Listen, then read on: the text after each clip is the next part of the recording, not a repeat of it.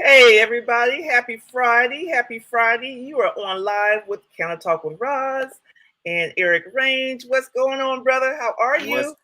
Listen, sis, I am blessed by the most and happy to see you, man. Looking at this Hey, smile, man. thank You're you. just glowing over there right now. Listen, I'm in Vegas. Have not played a slot, haven't been on blackjack, haven't been on roulette.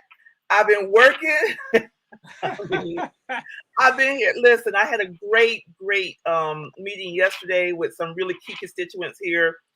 We've been working with the Cannabis Chamber of Commerce, getting ready for MJ Biz. We're doing an incredible expungement clinic coming up with them, and just wonderful work that's happening throughout the country. So I'm here in Vegas right now. So if everybody that's tuning in right now, make sure that you're sharing your screen. We are now we are now on LinkedIn Live as well. So we finally got LinkedIn working. So we are now, you can find us on Facebook Live, LinkedIn Live, YouTube Live. Can I Talk with Roz? We're trying to get it popping here. Last time we saw each other in person, Eric, we were in Miami, and that great experience with our HBCU classic, our tailgating experience. It was And mind the blowing. expungement clinic at the Little Haiti Cultural Center, man, it was amazing. It's such a beautiful venue. It was smack dab in the middle of Little Haiti. We got a chance to get out into the community, man. I remember we were going around passing out more flyers and just touching people on the street. And I met a young man in the street, and he just became my translator, man. Like he was walking around, and when you're in Little Haiti, some of the businesses down there, they only speak Creole, and so we were able to, touch bases with a lot of Haitian businesses and so on, letting them know about our expungement services in the state and how they can tap into it. And him being there to translate, man, I tell you, it meant the difference in us being able to get a point across to people. And so I'm super excited about that, and the ongoing impact that we'll have from that as well, just from being in it right there in the community, man.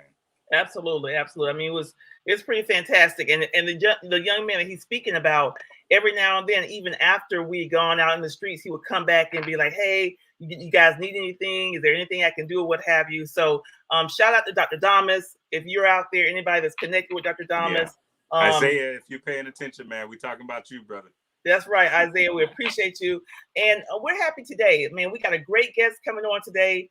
We're talking about everything in Illinois. Let me remind y'all that M4MM has 27 different chapters. We have 9 programs that we run. We have 3 signature programs. One of our signature program we are partnered with this company where this gentleman is coming from. And they have not only blessed us to say, hey, listen, we see what you're doing. We see the work that you're doing. It's aligned to what we want to get done. How can we work together to make this happen? And this gentleman is going to be talking about Illinois. And Illinois is a critical state for the regulated industry. And so, without further ado, let me bring him on up. Let me bring up Raheem. Raheem, I'm not going to jack up your last name. I'm going to let you pronounce it for me. But welcome to Canada Talk with Roz. Yeah, thank you for having me. What's going Hey, on, man? How y'all doing? good. So make sure I don't jack up your last name. Pronounce it for us. Yeah. So it's Octa. It's nothing like it's spelled. My Instagram handle is Raheem Octopus to kind of allude to that. It's more of a T sound, but yeah. Okay. Gotcha. Got it. Well, welcome to Canada Talk with Roz. I'm so happy to have you. So happy for the relationship that we've built with your organization, Curaleaf. And I know that you come to us as we're going to talk about Illinois. We're going to talk about, historically where the state is and where things are going. And there's so many new opportunities that are going to be upon us in a very short future. So before we get going, let's let folks know who you are.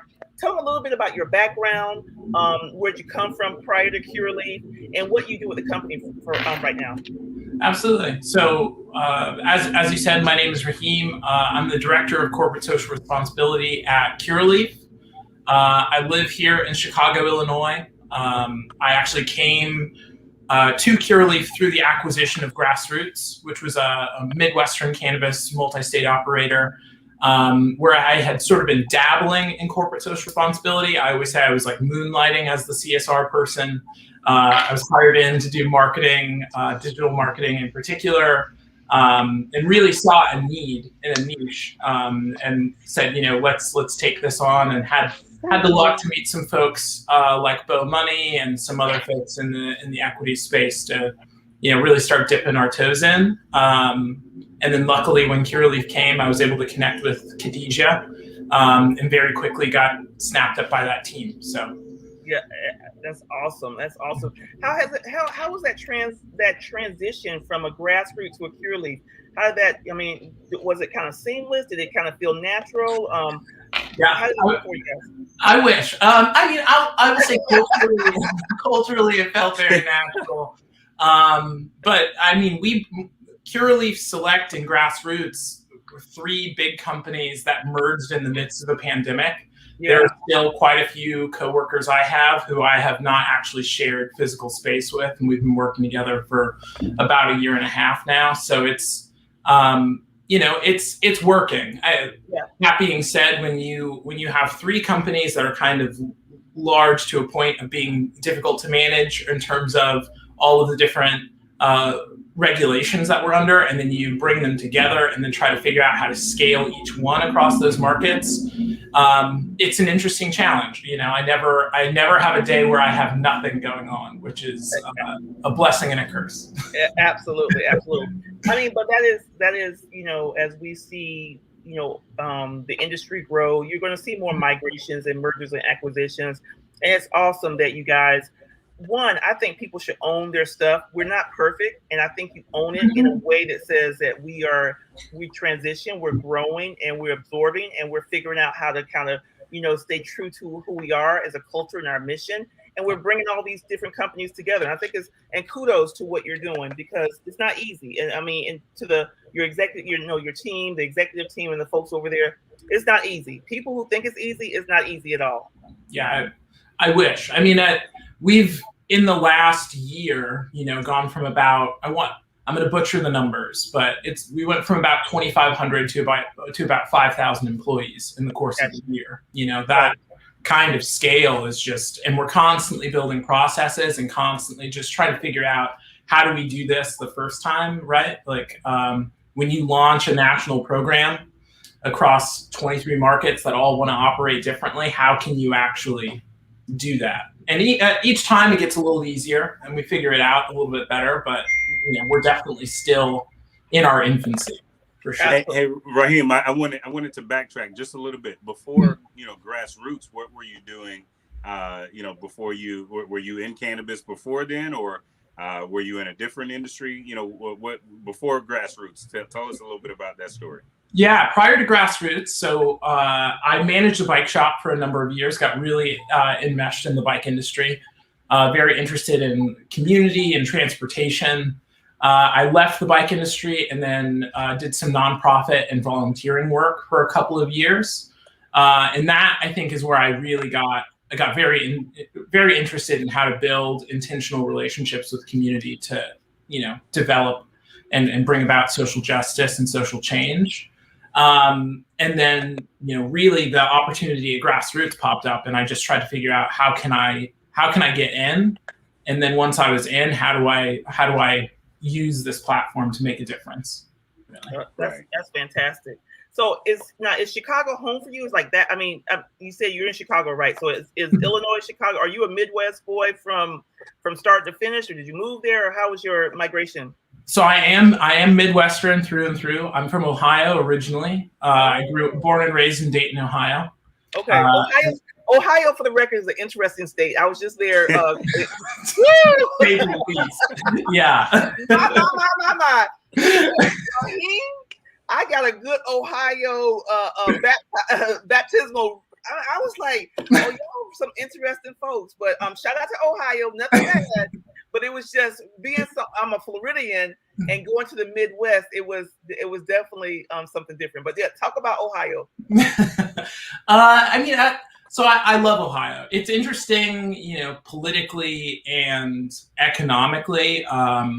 Dayton in particular was an industrial city. I mean, on a river, so it was a part of shipping and industry, and then the car industry came in. So we're still very much a Midwestern kind of industrial Rust Belt kind of town. That is shifting in really interesting ways. I mean, politically, it's a strange place, to say the least. Politically, that's what it is. But your passion for sports and for some of the just seeing how the state is oriented on the lake or what have you, I think it's pretty dope. But definitely politically, we've seen some things up there. We're like, wow. So but you were from Dayton, Ohio, and then how long have you been in Chicago or in Illinois? About 10 years now. 10 years now? Okay, great. So when you were with Grassroots, you were in Illinois, and that was during a time when the first kind of when the market went from medical to adult use. Yep. And you were seeing the conversation about social equity or what have you. What was the vibe in the community? I mean, I know that people were like very anxious, but what was the vibe to you as you were working with Grassroots at the time about people's opportunity to get into the industry now that you went adult use? I think everyone was very excited. Yeah. I mean, I think the context also is that we went from medical to adult use in about 6 months. Yes. I want to say in June, they were just like, all right, and we're doing it. And so I described it to my coworkers as like, does anyone else feel like we're on a ship? We're on the Titanic, just watching the iceberg slowly come at us, and no one's doing anything. And so, I mean, it's been huge. I think when the legislation was passed, very excited for, I think, the opportunities for people to really get into the industry and for there to be some representation. I know personally, since then, I've just been waiting for craft grow and for craft brands. I think Illinois is interesting in that it's primarily dominated by MSOs. Yeah. So like, I think that there's some benefit to the consistency and the amount of product that's produced, but I often envy like the California and Oregon market and how you're able to have like really high quality craft grows there, that where you can sort of celebrate the taste of flower, right? I think in a way that you can't otherwise. Yeah. I think Illinois has an opportunity, where looking at states like Michigan, because Michigan has an interesting framework, don't you think, where you have multiple different licensing types. So you could be the larger size MSO, but you can also, it seems like there's room for your mid-level, your small level, your social equity that's, small and maybe doesn't have the experience on the regulated market, but able to get in vertically and be able to control their own destiny. I would love to see that we would be able to make that happen in Illinois. But it was, for me, it was, we saw the intention of the bill, but just the execution, when you guys were on the ground, well, let me step back a second, because, at the time you were Grassroots, now Cureleaf has absorbed that, but you also as an organization has made a commitment to doing strong community corporate social responsibility, having a branded program around social responsibility. Can you share what Rooted in Good is, what it means, and why it was established with Cureleaf? Absolutely. So I personally really like entering this by talking about the symbolism of being rooted in goodness, right? Basically this commitment to community and to the industry that we're going to do everything in our power as an MSO to show up in spaces in a responsible fashion, right? So our CSR program spans social equity, diversity, equity, and inclusion, and environmental sustainability. And that can be everything from trying to change badging laws so that we can hire folks with records, to hiring people from disproportionately impacted areas. Part of those dollars that we put back into Illinois went towards scholarship programs and and other ways for us to really be able to give back to community. That was probably the most exciting thing for me, was that in the bill, the intention was that we could have meaningful partnerships, we as an MSO, with community organizations. So I got really excited and was like, okay, they've given us 5 options. We should try to do as many of these as possible. So we have some scholarships and endowments that we've set up with community colleges that are looking to get folks. And in the scholarships, we were very clear. We want these dollars to go to benefit the folks who have been immediately impacted by the war on drugs, whether that is they themselves were wrapped up in it, or their mother, brother, son, uncle was someone who was incarcerated for cannabis prohibition. And so, we're hoping that by getting folks into those cannabis logistics programs, into those cultivation programs that some of the community colleges in Illinois have gotten started, that we can help to diversify that by providing access to education. And then we figured, for all the folks who were caught up in the war on drugs but are not interested in entering this industry, how do we benefit those folks as well? So then we set about making very intentional community partnerships with folks on both the south and west sides of the city that are doing everything from job training and education to helping with houselessness and with food insecurity. Because, I think the point is not everybody wants to be involved in cannabis, but the communities that were impacted do deserve some reparations, do deserve the ability to benefit. Raheem, you mentioned, working to change the laws so that you guys can hire, folks who have been arrested and so on. Talk about, how important that is for you guys. I think from the outside looking in, most people look at MSOs and the lively work that you guys may do as being, from a standpoint of how can we keep everybody else out, and to hear you say that you guys are actively working to change laws to try to, be more, so that you can be more inclusive in your hiring practices. Talk about that, and I guess what the goal is, that you guys all see from Curaleaf. Yeah, so the named goal that we have is for 10% of our new hires of this year to have come from populations of folks directly impacted by the war on drugs. How that has manifested, we've gone through state by state and figured out where can we badge. And then we work very closely with our GR team. Every time they start to hear that adult use may be coming, I think it's a given at this point. Really, no state can pass adult use without having social equity provisions. Right. We make sure we actually have a list of things we would like to see in all of these bills that come forth, whether it's automatic expungement, whether it's access to capital for folks who are trying to get into the industry. I also would really love to see very clear pathways for folks from the black market to the regulated market. I think that's going to be incredibly important as we legitimize ourselves as an industry. And I think the recognition that cannabis was an industry prior to regulation, I think is a huge thing, right?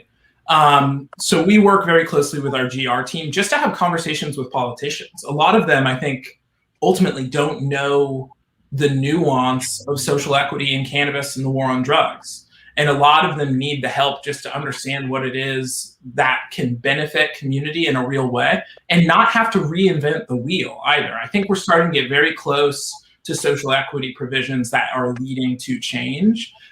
So I think if we're able to say, hey, this is what we've experienced here, it was a very easy process, and it allowed for people to get in and really take part in the industry, I think is a value that we have because we have the scale and a bit of the foreknowledge that other folks may not have. So we just try to have conversations and educate politicians and legislators about what the possibilities are, so that we can have a market that's available to the social equity community.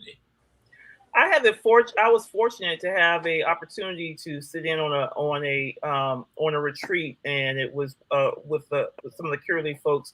And you guys brought in the Illinois equity staffing, and I just want to give those folks a shout out. You guys have a relationship with them. Can you talk about how that relationship? I mean, how that started, or where that connection, or it was just lovely when I sat, because I hadn't had a chance to talk to those ladies in person, but to see how dialed in they were in regards to their community. They're very specific and they're very intentional, and it's obvious that you guys have a great relationship. So talk about like just even forming those type of partnerships, what that means.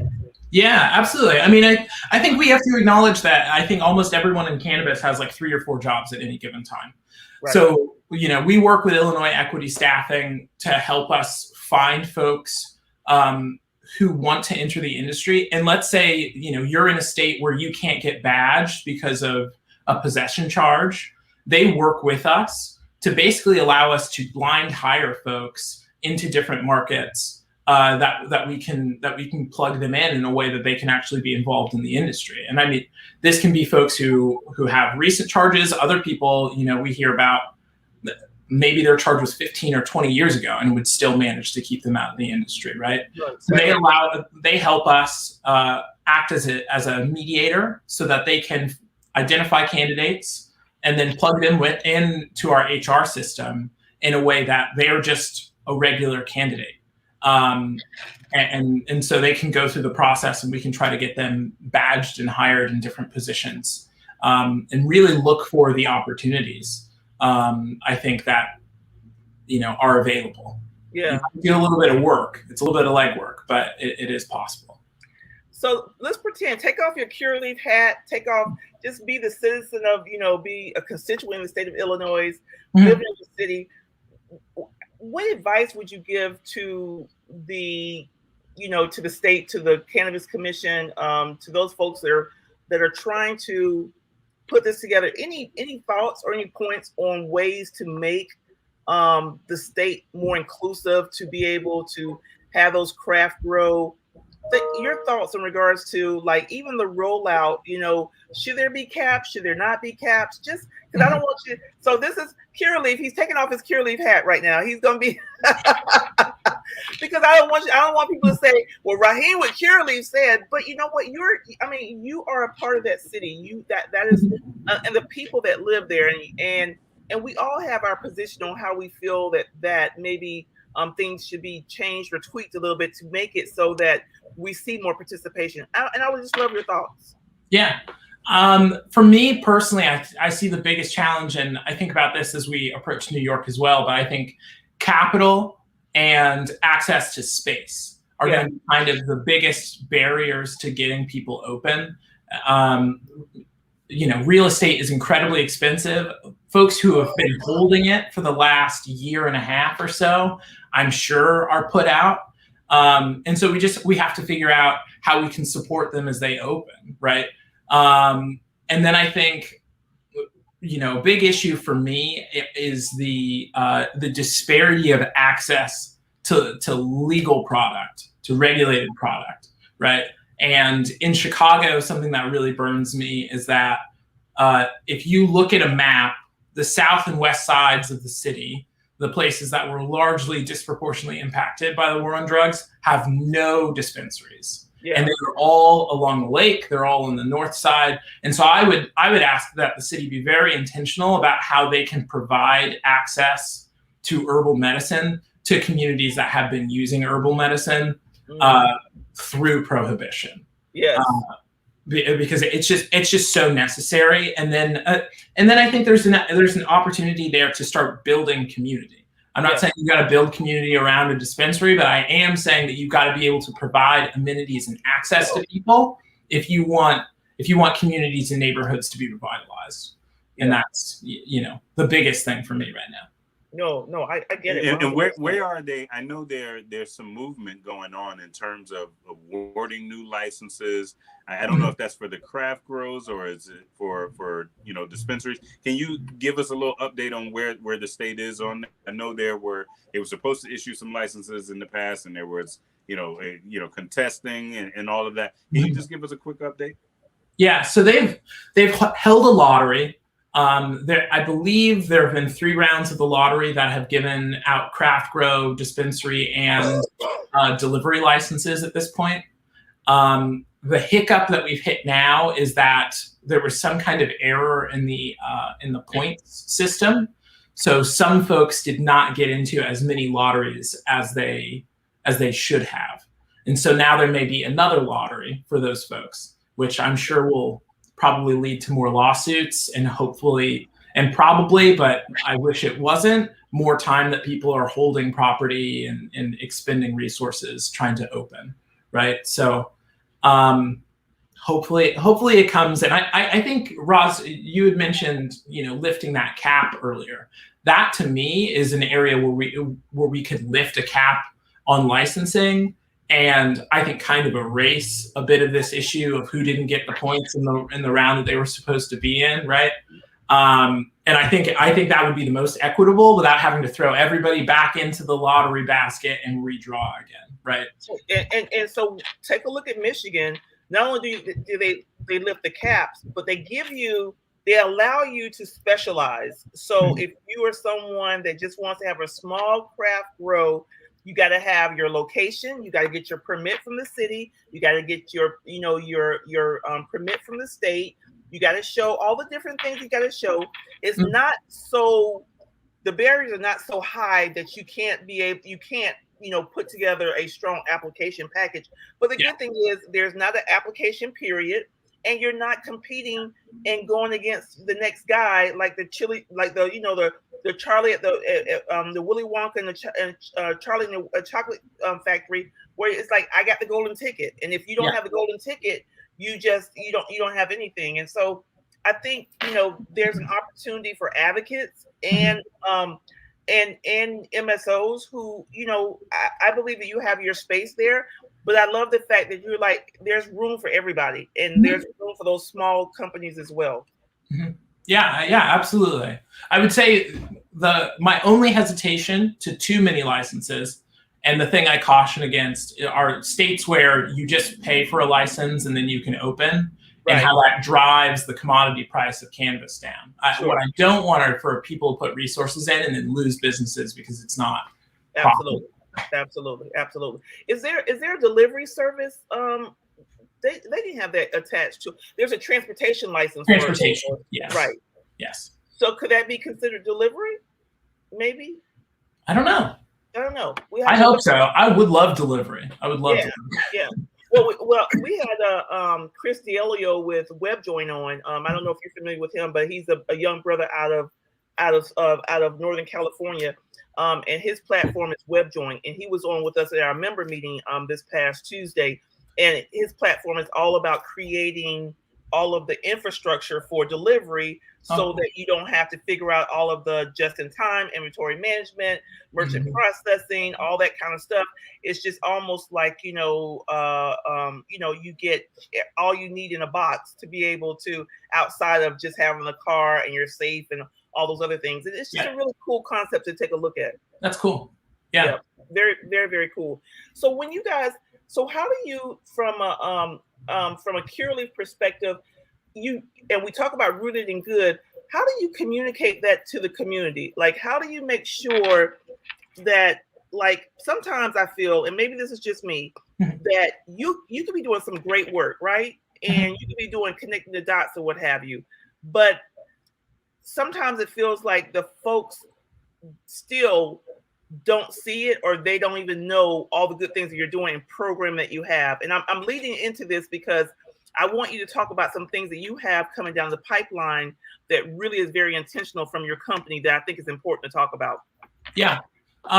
So I think we try to rely on the voice of our partners. You, Roz, being one of those people, I think are very helpful in spreading a message to a community that I think is sometimes not always super receptive to us. I admit that as an MSO, we can walk into a room and we are immediately labeled the other. I try to let people know, like, I am a cannabis advocate who happens to work at an MSO, and I think that's a good space to be in, because I get to check people and say, I don't know if that's really the way we should be approaching this opportunity. And it allows me to just show up to work in a very authentic sense, right? Yeah. So we try to work through partners. We build relationships as much as we can. It's all about coalition and bridge building for us. And I mean, honestly, our trade is in relationships, right? So, and the cannabis industry feels big, but it is very small and everybody knows each other. So if you burn somebody, right, if we have a deal that goes south, everyone will know and they will not talk to us anymore. So, you know. so let me stop you right there, Rocky. So for everybody that's listening, don't think that like, oh, they're trying to take over, they're trying to use us or whatever. It is not in their best interest to try to. Business is business. You have to come to the table. You have to be ready. You can't just come half-ass. I'm saying it. Cureleaf is not saying it. I'm saying it. So for everybody who says, well, Cureleaf said, no, Roz said it, that you got to have your stuff together. But what he's saying, and I'm interpreting is that folks are now realizing with social media and all the other different, pipelines of communication, that it is not in the best interest for a organization to deliberately burn, especially especially when it's coming to social equity. It's such a private and a sacred space, don't you think, Raheem and Absolutely. Eric? I would love your thoughts too, Eric. We can't. Eric, you on mute. I'm sorry. One of the things that I've just been enjoying so far listening to the conversation is that you can clearly hear Raheem's passion for the community, and his community in particular is there. And I can tell, and I believe him when he says that he shows up to work authentically and able to be that voice in the room where we need those voices. I'm always one of those people who've been saying that we can't have a diverse cannabis industry if all we're focused on is starting more Black and brown businesses. If that's it, then the industry as a whole won't be diverse because the large MSOs won't be diverse. And they're, I don't know how many retail locations you all have in Illinois or across the country, but you guys are a very key component to diversity in this industry, and we need people like you in those roles. We need people in other C-suite roles and leadership roles. And so I'm excited to hear someone like you being there in the room at the table when those conversations are being had, to be able to say, hey guys, I see what we're trying to do. I like it. I get it. Focus is business, but let's also remember that this same community we're going into has been harmed by the war on drugs, and we owe a debt to that. And what do we do about that? So, I'm just through the moon hearing that. Thank you. Yeah, I mean, and to Roz, what you're saying earlier, I mean, we're working now to gather all of the license winners in Illinois. It's a little tricky. We're parsing through LLC information and trying to reach out to folks who may know other people, but we're trying to gather folks just to hear how can we be helpful. Maybe you don't need our help. Maybe it's not help we can give, but we're very interested in hearing how can we come together to build an industry and be as supportive as possible. I was very lucky shortly after the announcement of kind of our social equity options in Illinois. I just started going to Southside cannabis meetings and just chatting with people. I met a pair that was awarded a dispensary license who we were able to help them through the application process. And I really love that. I love that I was able to just go out, make an authentic connection, connect them with our business development and our legal team, help them get through the application process and help them get up and running, right? And they're going to be in the Bronzeville community and they're amazing. Isn't that what satisfaction is that? Like, you guys, if you talk about satisfaction, when you know that you've been able to help people get them and lift them up to be able to pursue their dream, I mean, there is nothing better. That's why I love this industry, because every single day it feels like you're doing something. It may not be helping someone start their business, but sometimes I know, Raheem, people come to you and even you may give them a word of advice or wisdom, and you see the lights on in there. You can just see their brain go, oh man, okay, I got it. I mean, so it's such a, and you're a young man, you and Eric. I'm a little older, a little older and a little more seasoned. But you as two young men in the industry, one, Eric will tell you the story of him walking down like at a conference and people like, where's all the Black people here? So he'll tell that story. But I'm so jazzed about the work that you're doing, Raheem, the work that you're doing, Eric, and the impact that we're making. And we are in this for the long haul and not the short haul. We're 20 years in that we will not see, in my estimation, a good 10 to 15 years before the promise of what we're doing right now, that we can really look back and go, man, like, wow, this company, I mean, you know, this equity operator now in Brownsville has maybe 3 or 4 locations. Like, that's the promise of this opportunity, right? Yeah, definitely. I mean, I want to shamelessly plug another project really quickly. Yes. Listen, plug away. You got this all your time, honey. So we launched a product called Be Noble in partnership with Fab Five Freddy and Bernard Noble. And that for me, you know, was the first time in my cannabis career that something really clicked like that. I've been telling this story more and more, but I told Fab, like, I watched his film and was so energized to try to figure out how we bring equity to the industry. And now I get to work with him to bring a product to market with a man who was criminalized for cannabis conviction, right? Yeah. And that to me is just that kind of full circle awesomeness of equity in cannabis, right? So if you guys are listening in and he's talking about, you know, Cureleaf has partnered with the filmmaker Fab Five Freddy from back in the MTV Yo Raps days. They have a documentary on Netflix called The Grass is Greener. We as an organization have been pushing out. We did a screening in New York in 2018. We did another screening. We did an interview with Fab that Cureleaf sponsored. And listen, the funny part about it was I called Fab. I said, hey, I want to talk about The Grass is Greener, and we want to get their HBCU students involved, right? And we want them to watch this documentary because they need to know a baseline. Like, don't be out there trying to get all high and not understand that people pay the price for you to be able to legally consume if you are of age, right? Yeah. So we had this whole conversation, and I was like, I called him, like, Fab, I need you. You know, he's like, all right, Rob, I got you. I'll be there. I'm like, all right, cool. And in my mind, I'm like, you know what? This will be a great partnership with Cureleaf. So I'm like, Cureleaf, will you guys work with us and partner? He's like, yeah, we'll do it. And then the funny thing is that you guys are already working behind the scenes on doing your thing, and I had no idea. Yeah. I'm like, well, damn, like. and talk about Mr. Bernard Noble, man. I just remember Roz being in New Orleans during Essence Festival. What was that? 2018, 2019? 2018. And we got to meet him in person, and you know, you just like you said, Raheem. Like, you hear that story and it's just like, okay, well, what can we do? You know, how can we uplift this person? How can we, you know, shed light on his story even more and try to do what we can to help, you know, repair the harm that has been done. You know, Roz, go back to that story you mentioned about she referenced a story. This was MJ Biz, probably 2016.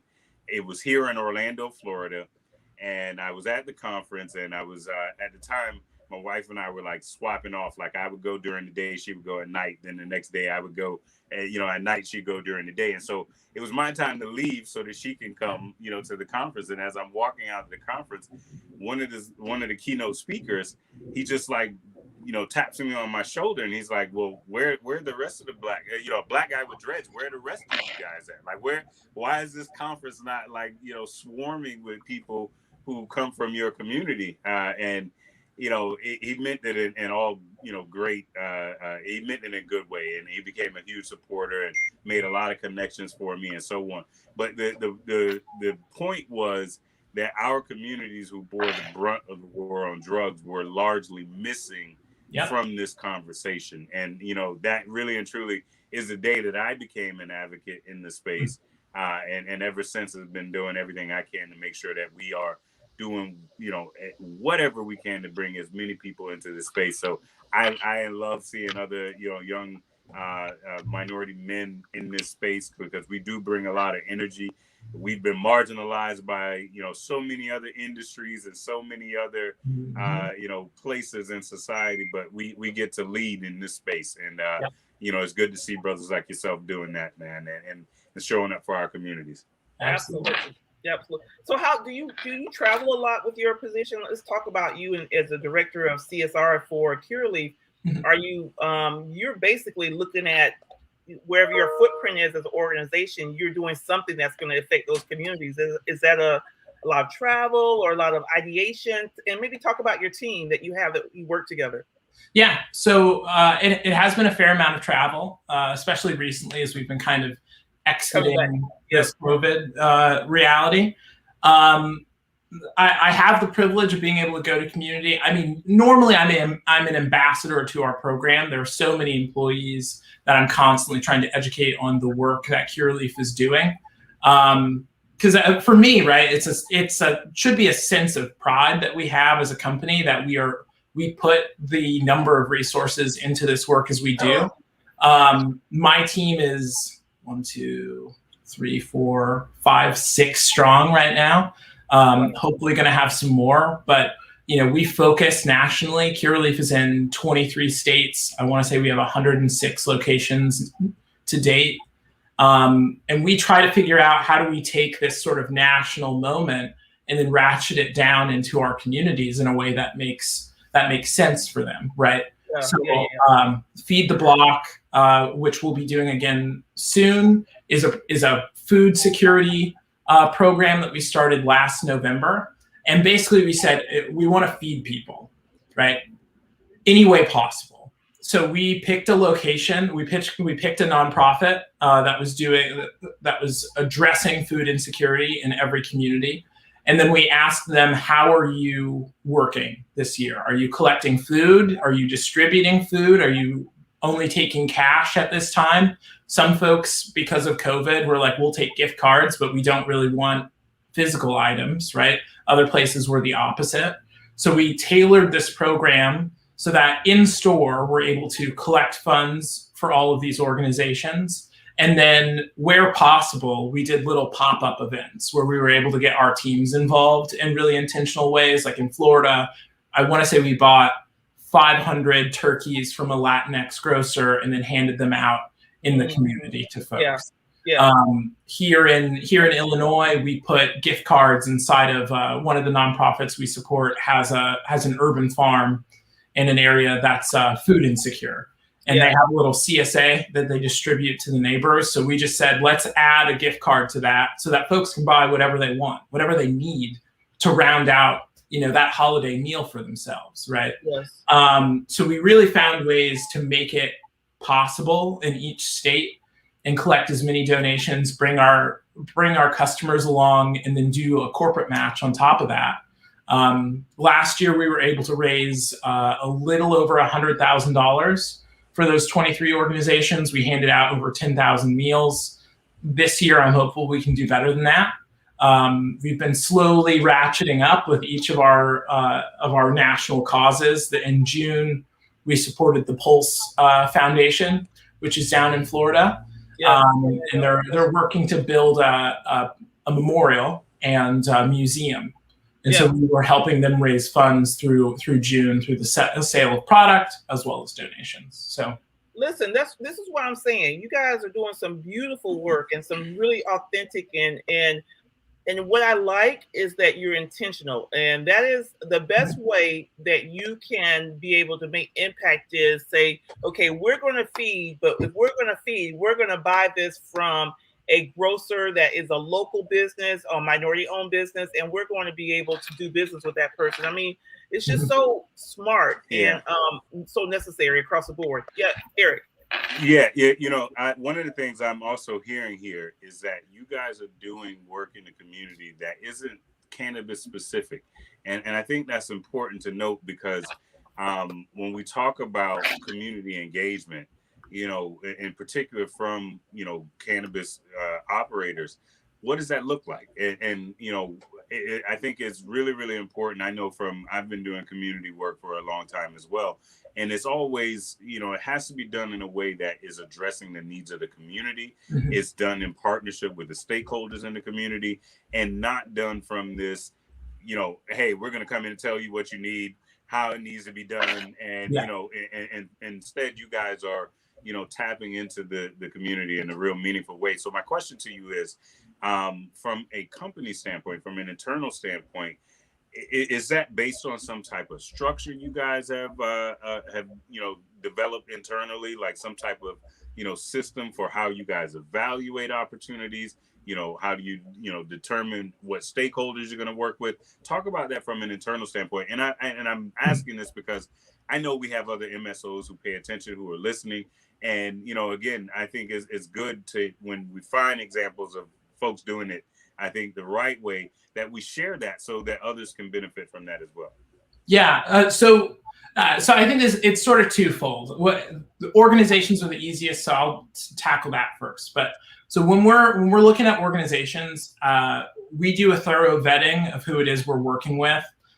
So far as going through their charity navigator and just seeing what their, if they have their bylaws listed and what their year-end reports are, just to make sure, like, we want to make sure this money is going to the community and not to overhead costs, right? And then as we're looking to engage in community, it goes back to relationship building. And as you said, not coming in with this, we know what you need, so meet us in this space. It just feels so colonial. I think we're trying to really break that, right? We're trying to show up and we're just saying, like, how can we, this is what I can do. These are the skills I have to offer. How is that of value to you? And how can we then build a relationship around that? And I also think it's worth saying sometimes it just won't work. Sometimes you got to be able to say, you don't need what I have. I don't need what you have. Yep. I wish you the best, and I'll see you on the other side. Well, the key is, and this is for everybody that's out there, if you're starting a cannabis company, if you run a cannabis company right now, I don't care if you're an operator, if you're an ancillary, what have you, if you make a widget and you make a widget really well, don't, like, the whole part about now I'm going to become a nonprofit and go and do the community work.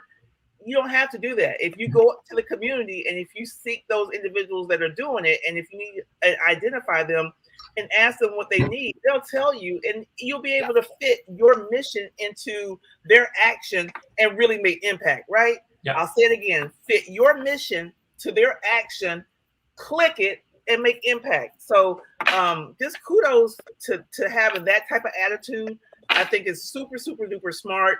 And it's super intentional, and I think it's important to note this. And as we start to wrap up our conversation for today, one thing I'm proud about is the fact that Cureleaf has come on board and basically helped us to breathe life into our supplier diversity program at M4MM. And if you don't know, the supplier diversity is going to be a topic of conversation for years and years to come.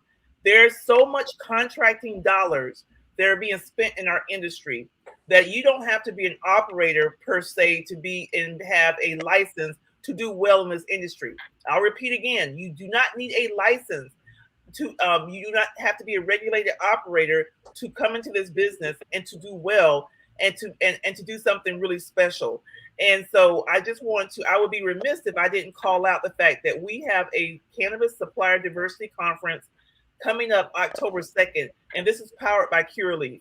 And they saw that, they were like, okay, what is it that you're doing?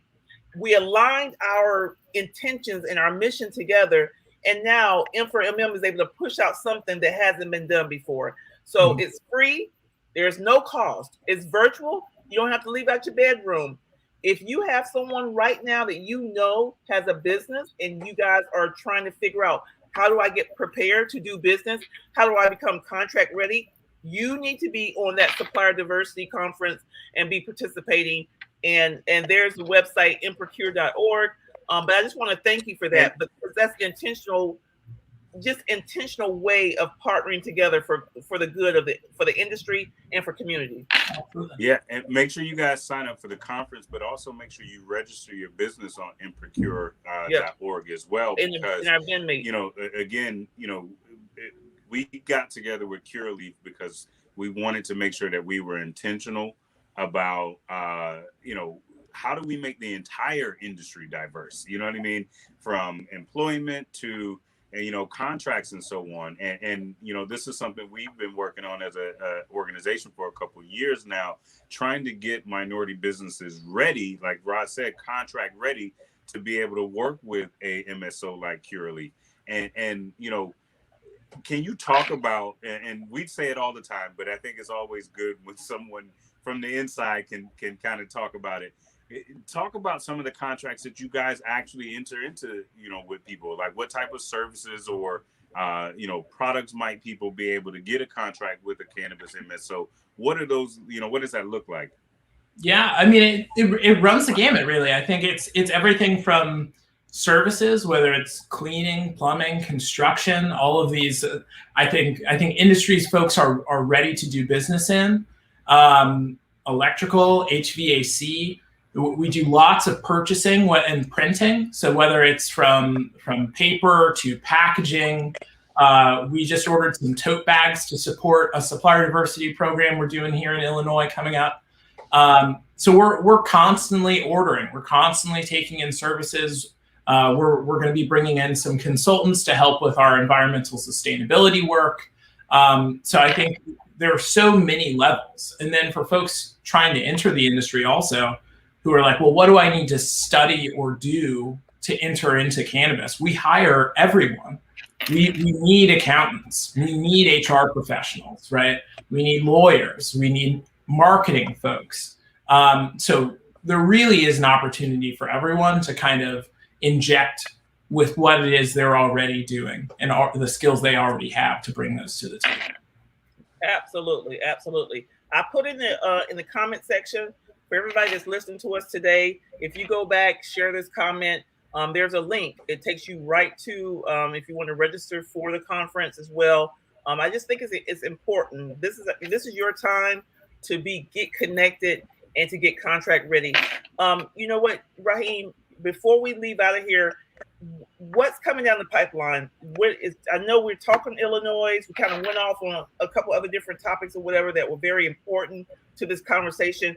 But talk about what you have coming up for Illinois. Again, remind folks, talk about the day, the time, who's going to be the right person that you want to attend, and how can they get in contact with you?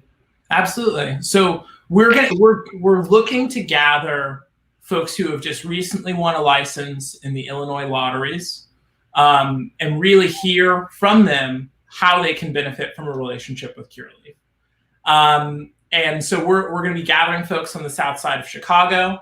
It's going to be on the 29th of next week. I would say if you are interested, you can reach out to me, email me, Raheem Uqdah @cureleaf.com.